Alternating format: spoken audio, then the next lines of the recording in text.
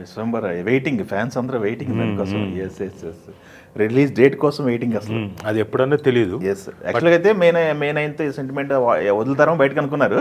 మే 9th sentiment ఎందుకు? Of course మన జగదీక్ వీరుడు అతిలోక సుందరి ఏదో రిలీజ్ డేట్. ఓకే ఓకే, అదే సేమ్ ఫ్యాంటసీ సినిమా కదా, వదిలేస్తారు బయటకు అనుకున్నారు. ఏంటన్నా కదా దాంట్లో వేషం చూడండి, చాలా ఇంట్రెస్టింగ్గా ఉంటుంది. నేను ఇంతవరకు ఇప్పటిదాకా చేయలేదు అని చాలా కాన్ఫిడెంట్గా చెప్తున్నా. అంత డిఫరెంట్ క్యారెక్టర్, అంత డిఫరెంట్ గెటప్, అంత డిఫరెంట్ గెటప్ కూడా. ఎన్ని సినిమాలు చేశారు, ఇంతలో సినిమాల్లో కూడా చేయని గెటప్ ఇంతవరకు చేయలేదు. అంత డిఫరెంట్ గెటప్, అంత డిఫరెంట్ క్యారెక్టర్. 10 రోజులు పడ్డది వేషం? 12 రోజులు. 12 రోజులు పెద్ద వేషం, డెఫినెట్గా పెద్ద వేషం. పైగా చిరంజీవి గారితో అఫ్కోర్స్ 50 అంటే నాకు 51 వచ్చేసింది. బాబు, మీ ఛానల్ తరఫున అందరికీ చెప్పుకోదలుచుకున్నా, అందరి మధ్యన 50 ఏళ్ళు 55 ఏళ్ళని 53 ఏళ్ళని ఎవరికి తోచింది వాళ్ళు రాసేస్తున్నారు. నాకు 51 years. నేను 1973 born నవంబర్. సో నాకు ఇప్పటి వరకు అంటే నా 40 ఏళ్ళు దాటిపోయింది, 40 ఏళ్ళు పైన నా యాక్టింగ్ కెరియర్. యాక్ట్ చేయడం చిన్నప్పటి నుంచి మొదలెట్టి ఎప్పుడు వస్తుందా అనుకున్నాను. చిరంజీవి గారితో ఎప్పుడు రాలేదు నాకు ఆపర్చునిటీ. మొత్తానికి విశ్వంబర నాకు కళ తీర్చింది.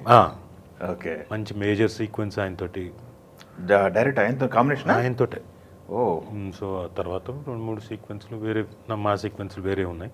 Okay, so very nice.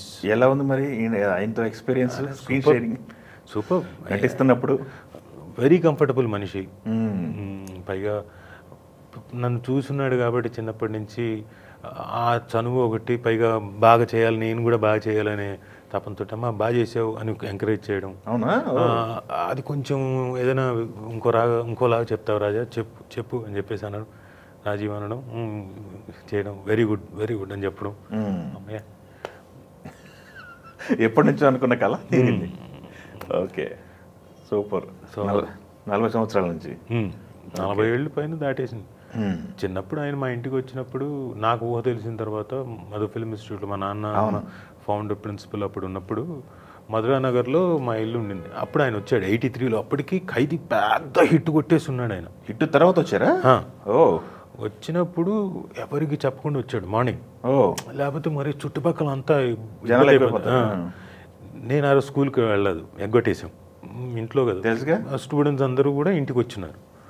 వస్తే ఇంకా ఆయన్ని చూసి గెంతులేయడం. పార్క్ మా ఇంటి వెనకే పార్క్ ఒకటి ఉంది, అందులోకి వెళ్ళిపోయి నేను చుట్టుపక్కల ఫ్రెండ్స్ వాళ్ళు ఉంటారు పక్కన, మా ఇంటికి చిరంజీవి వచ్చాడు, మా ఇంటికి చిరంజీవి అందరికీ చెప్పుకోవడం. వాళ్ళందరూ వచ్చి మా ఇంటికి గోడలెక్కేసి చూడడం అలా. ఓకే, ఎవరికి తెలియకుండా వద్దాం అనుకుంటే అందరికీ తెలిసిపోయింది. నేను ఒకడిని కోతి వేషాలు వేసి, అంటే చెప్పుకునే ఇది ఉంటుంది కదా, వచ్చారని. ఏంది మొన్న ఈ మధ్య ఒక స్టేజ్ పైన మీరు మా అమ్మ నాన్న బాగా అల్లరి పెట్టాను, ఏడిపించాను అన్నారు. అంత కనుక అల్లరి చేసేవాళ్ళే ఏంది?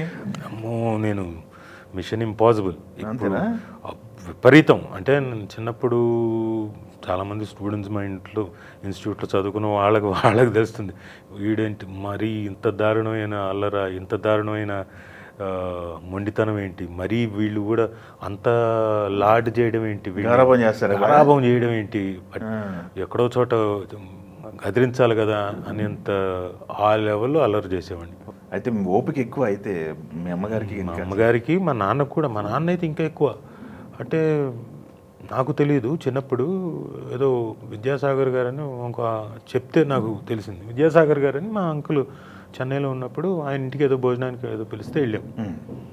వెళ్తే ఏదో మొత్తానికి భోజనం అయిపోయిన తర్వాత నేను మేడకి ఇక్కడ ఏదో నేను నాన్న నాన్న నాన్న అని పిలుస్తున్నానంట.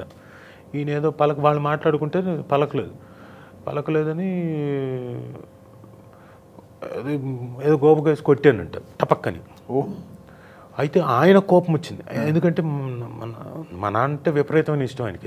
ఏమనుకుంటాం అని చెప్పేసి ఆయన అరిచి ఏదో చిన్నపిల్లల్ని నేర్పిస్తారు కదా, కాస్త అది ఇదే అన్నారట. నాకు ఆ కోపానికి నేను పక్కకి వెళ్ళిపోయి లోపలికి వెళ్ళి కత్తి తీసుకొని వచ్చి మా నాన్న చేయి మీద వేసానంట. కట్ అయిపోయింది. అయ్యయ్యో, అవునా?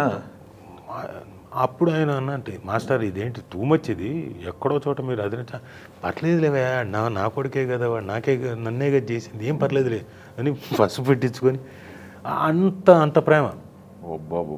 అది రాను రాను వయసు పెరిగే కొద్దీ తగ్గిపోయింది. అంతేగా, మెచ్యూరిటీ వచ్చే కొద్దీ వెళ్ళిపోతూ ఉంటుంది.